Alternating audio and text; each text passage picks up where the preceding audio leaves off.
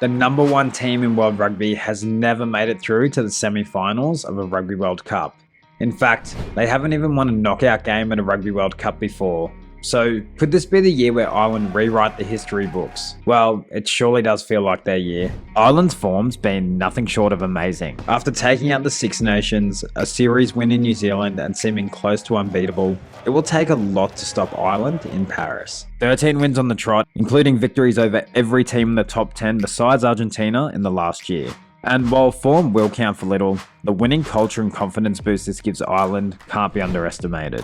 They've broken the rugby meta. While most international teams are wanting to play hands-off rugby, waiting to capitalise on opposition mistakes, Ireland have shown just how lethal a team can be with ball in hand. Prioritising possession and continuity with the ball, they're very entertaining to watch for all fans of rugby. They're in the really capable hands of Andy Farrell, who's probably the most successful coach Ireland's ever had.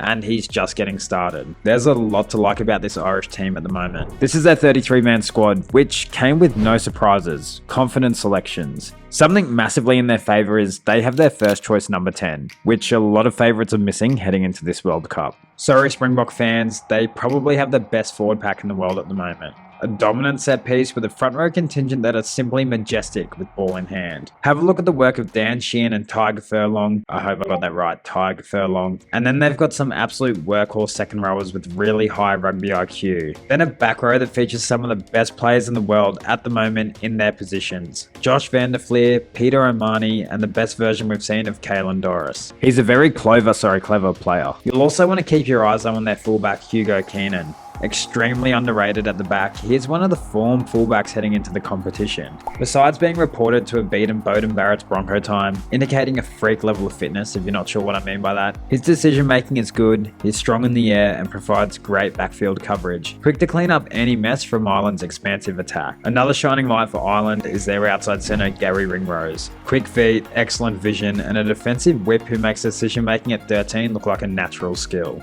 I also think lots of people overlook the service given by their scrum halves. Jamison Gibson-Parks, Craig Casey and Connor Murray cleared the ball faster than you can say Bundy Archie. Jeez, it just sounds so cool, doesn't it? It won't be all smooth sailing for Ireland though.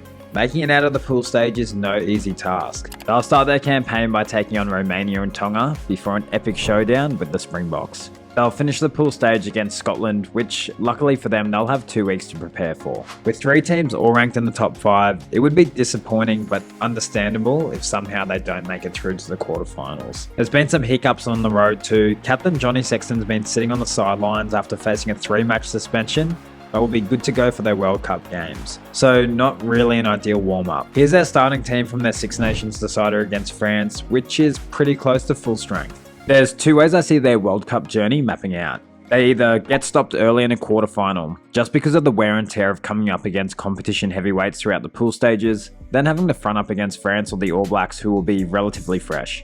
Or it'll be an absolute swan song. There's no truer statement for Ireland in this World Cup than to be the best, you have to beat the best. It really wouldn't shock me to see the fairy tale finish, but they'll need the rub of the green. One thing that Ireland fans can be proud to know that is they won't die wondering. In the words of that beautiful man on the wing, James Lowe, they're playing rugby the way it should be played. They won't kick the ball away aimlessly and be living on hopes. They'll try to win the game for the entire 80 minutes with ball in hand. They've also proven themselves in big game situations time after time. Winning a series against the All Blacks in New Zealand is no easy feat. The Wallabies haven't been able to do it for a very long time. And they've just got this special aura about them at the moment. I just hope they don't end up versing the All Blacks in a quarterfinal and get knocked out early, because that would just be so cruel. They really don't deserve it.